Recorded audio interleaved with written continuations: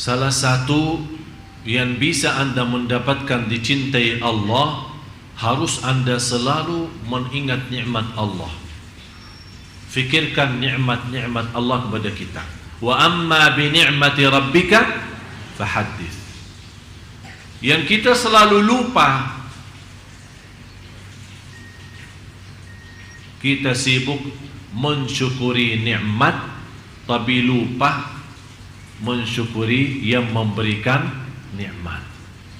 Kita sibuk menikmati nikmat tapi kita lupa mensyukuri yang memberikan nikmat. Kita sibuk untuk menghadapi cobaan tapi kita lupa minta tolong dari yang memberikan cobaan. Jadi selalu kita bayangkan, jangan Anda melihat posisi ujian. Kenapa manusia dinamakan dalam Al-Quran, innal insana ladzalumun kafar wa in ta'uddu ni'matallahi la tuhsuha innal insana ladzalumun kafar. Sungguh manusia amat zalim dan amat kafir.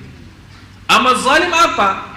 Dia menggunakan nikmat yang telah diberikan oleh Allah yang tidak mampu dihitung.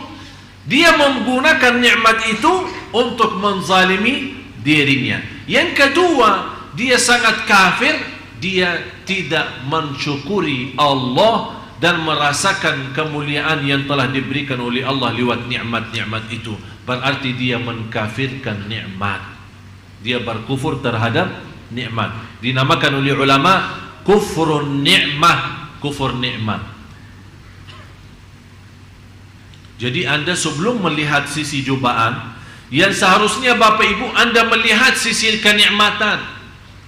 Bunya mata masih bisa melihat Al-Quran, bunya lidah masih bisa menyebut nama Allah, bunya telinga masih bisa mendengar azan dan kalam-kalam yang baik, bicara-bicara yang baik. Anda masih punya kaki bisa berlangkah-langkah menuju ke masjid silaturrahim dan kemana-mana mencari nafkah dan rezeki yang halal.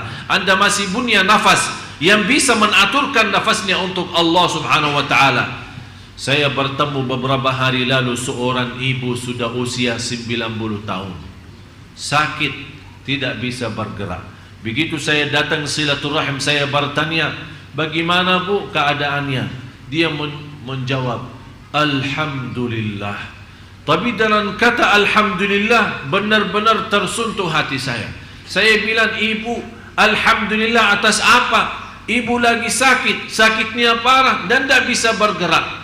Dia menjawab, alhamdulillah masih bunya 3.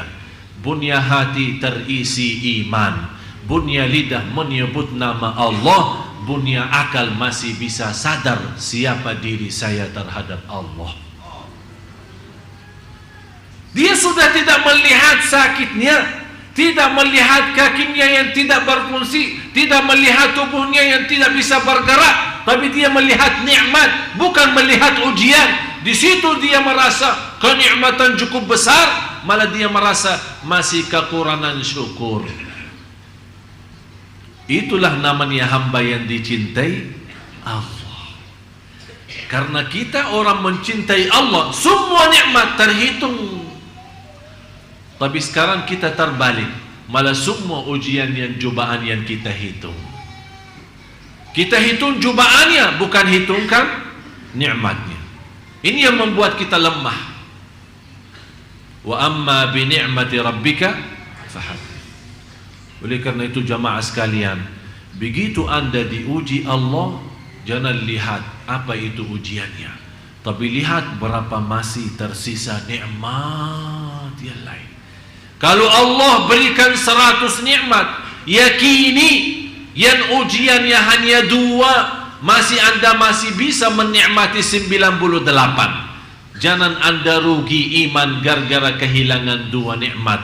Akhirnya mendapatkan cobaan yang jauh lebih besar adalah kehilangan iman dan kehilangan syukur. Tidak usah pikirin sebagaimana ibu yang tadi.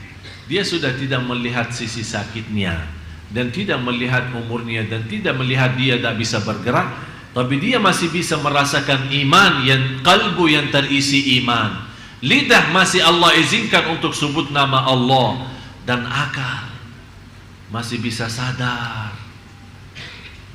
Kata ibu, saya kenal banyak keluarga saya malah jauh lebih muda daripada umur saya, tapi sudah istilahnya bikun ya, sudah tidak bisa nyambung.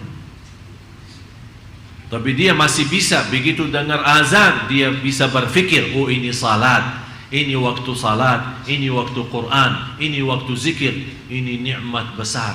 Begitu dia merasa nikmat seperti ini, walaupun dia merasa hanya memiliki 3 dibanding ujian, ternyata 3 itu jauh lebih besar, memberikan keringanan menghadapi cobaan dan ujian. Oleh karena itu Bapak Ibu, salah satu yang memberikan energi dan kekuatan menghadapi cobaan dan ujian, jangan lihat ujiannya, tapi lihat kenikmatan, nikmat-nikmat yang masih ada. Jangan sampai Allah cabutkan nikmat itu, malah bertambah kita rugi dunia dan rugi akhirat. Na'udzubillah.